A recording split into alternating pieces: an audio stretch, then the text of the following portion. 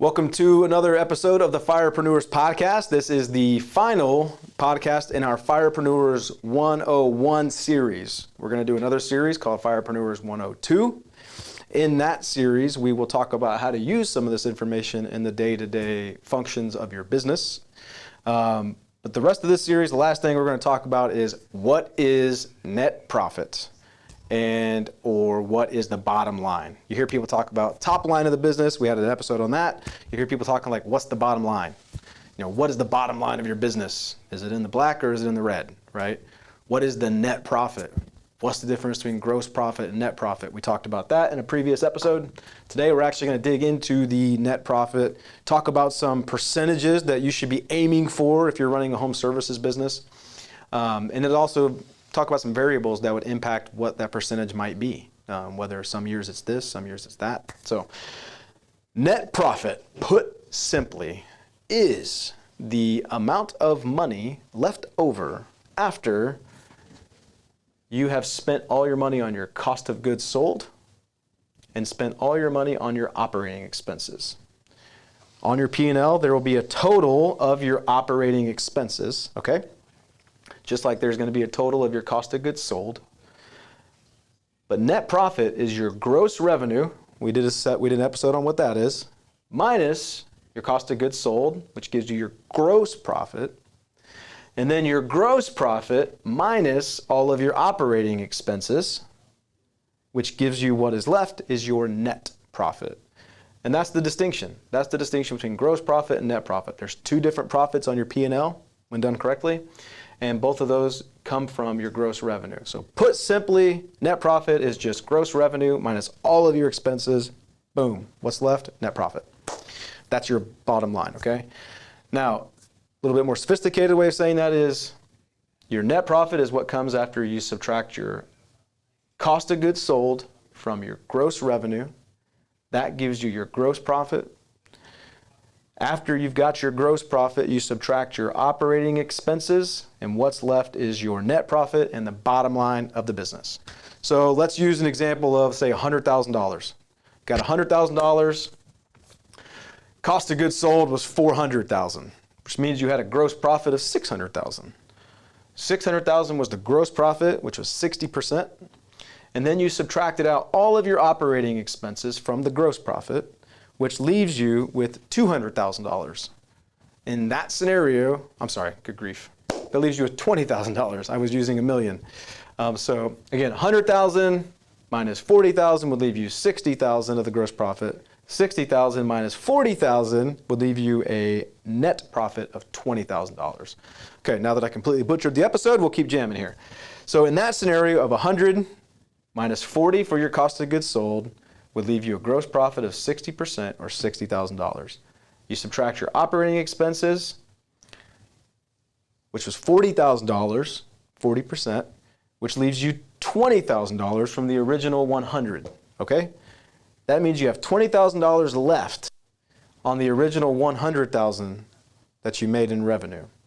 That leaves you with a $20,000 bottom line net profit, which as a percentage of sales is 20%. A 20% net profit is a really good end to set. Like if you're setting your post on like, man, what are we going to do in profitability this year?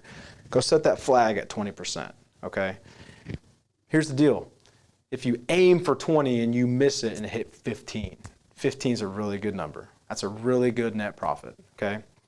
If you aim for 20, you don't do a great job of executing on some of the things we talked about in here today and in episodes past, and maybe you get a little fast and loose with your expenses and you turn in a profit of 10%.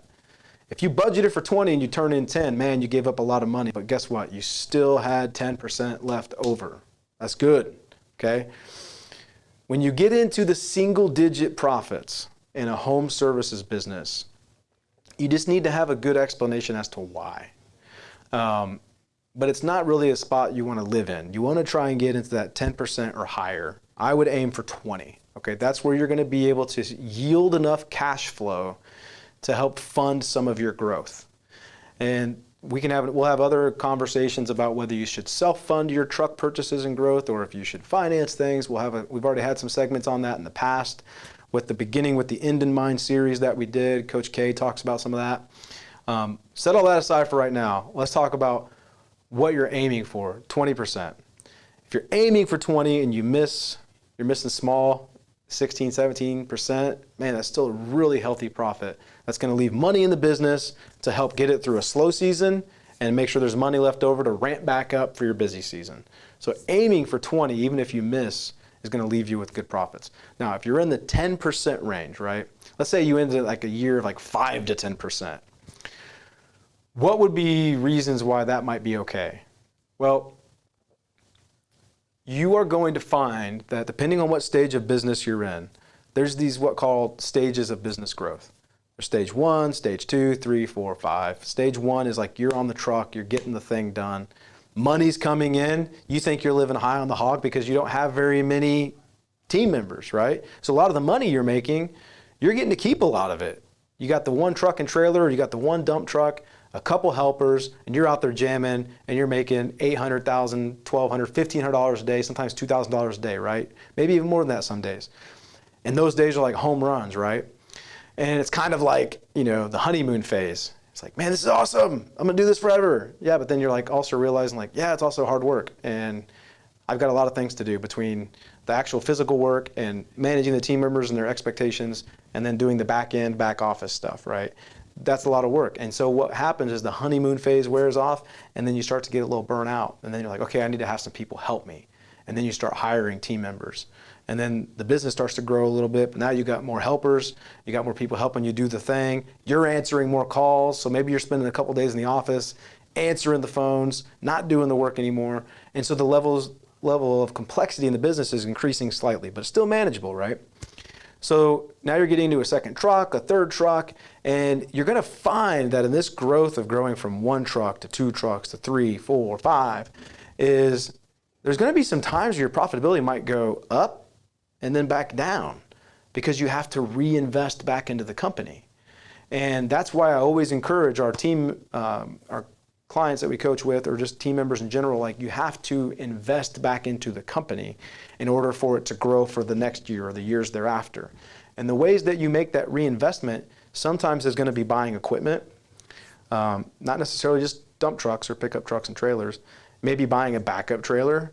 It may be front-loading payroll to bring on a really important team member. And that's one we don't think about sometimes. Like, yeah, but when I think about investments, I'm thinking about equipment. You better start investing in people if you're going to try and scale a business. Because if you're not investing in people, you're going to have a whole boatload of headaches. Those years where you're investing in like key people, you got to plan like on a 4 to 12 week training period, okay?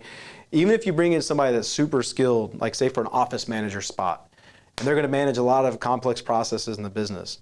Yeah, okay, but you want them to know a little bit about your business, right? So you may have them do 2-4 weeks of ride-alongs just to learn about the service, right? Now they're in the office, they got to learn another 4 weeks of how to use your CRM, how to use your existing systems and processes. And then there's probably another 4 weeks of refinement where maybe they flex a little bit and show you that they're worth the investment, and they upgrade some of your systems and processes, and they got to rebuild some things. Well, there's like a 12-week grace period there. Well, you're basically front-loading all that payroll. I mean, they're not really in a revenue-producing position yet. They're just learning how to do things your way. And that payroll is going to go basically in addition to what you normally would have paid. And that was just one position. Now think about if you're doing that for an ops manager, a lead technician, an outside salesperson. There's a myriad of different positions you're going to add to your company as you grow it if you haven't already. And you got to think about it like, yeah, but I got to train these people. So you may be front-loading a lot of payroll. And in some of those years where you're building and cracking through a new level of business growth, you may find yourself making a lot of investments into people and thereby impacting your bottom line. That's not to say it's like you should be okay with that, mind you, but it's just also, I think, in my opinion, it's a reality of business that there's some years you're going to have high profitability because you've got the structure you need to scale to the next growth, the next stage of business. There's going to be some years where you're like, okay, you got to this point, but now you got a kind of law of advancement to get to this next level of the game. You've got to kind of go back down a little bit to invest in the people and the equipment to then go back up. And that's why you might see your profitability kind of waver from year to year because it depends if your business is growing. If your business is not growing, you got a steady eddy, man. It's like I got a $300,000-$400,000 a year business or a $400,000 to $600,000 a year business. I do a lot of the work myself. I like working in the company every day doing these jobs. Then you can probably predict a pretty steady like 20% profit because you know that you're going to do a role in the business. You're not training somebody to replace you doing that role in the business.